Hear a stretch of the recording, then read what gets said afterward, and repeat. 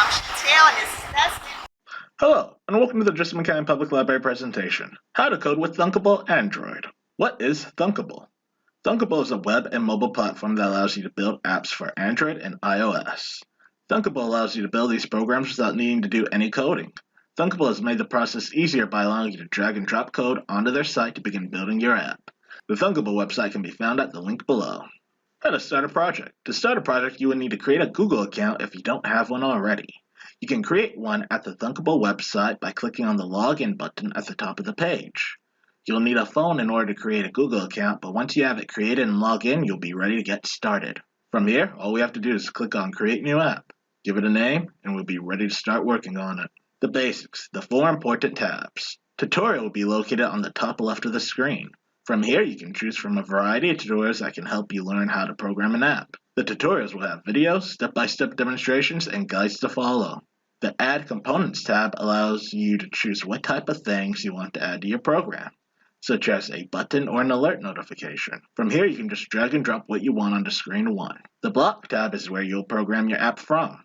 Screen 1 gives you a basic overview of what the app will look like on the phone, and this is what you would drag your commands to from the Block section to give your app functions. Starting your app. How to add components to a phone. Under the Add Components tab, hold down the left mouse button on the Button tab and drag it over to the phone in Screen 1.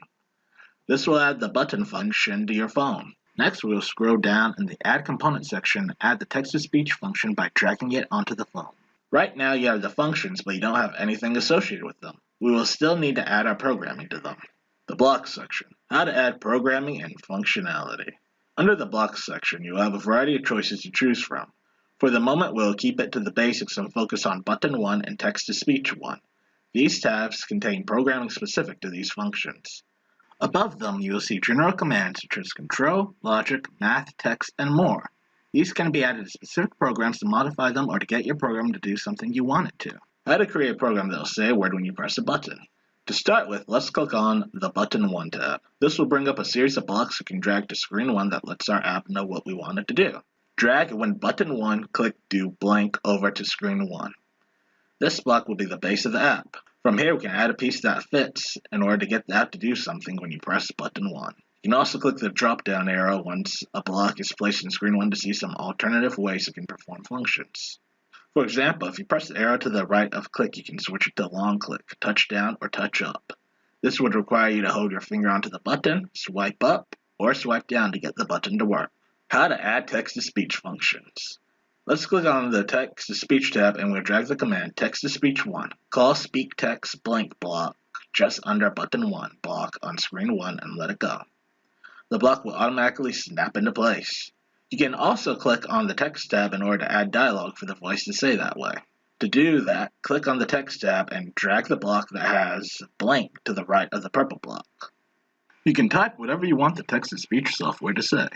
How to add a text message. We will go back to the Design tab and under User Interface and drag the text input command over to the phone. Next, we'll go back to the Blocks tab and click on Text Input. Let's drag the command from text_input1 set text to. Testing time. To test it, move your mouse over to the top right-hand corner and click on a live test.